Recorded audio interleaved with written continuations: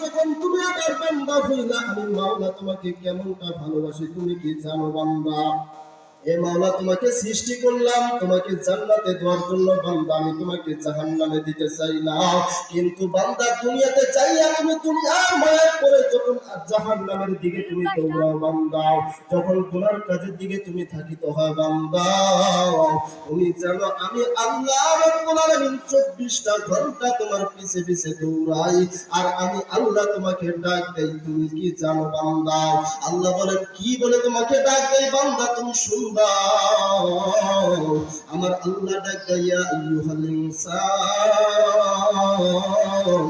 মা গাররাকা বিরাব্বিকাল কারীম আল্লাযী খালাকাকা ফাসাওয়াকা ফাআদালাকা ফি আইয়ি সূরাতিন মা শাআ রাক্কাবাক।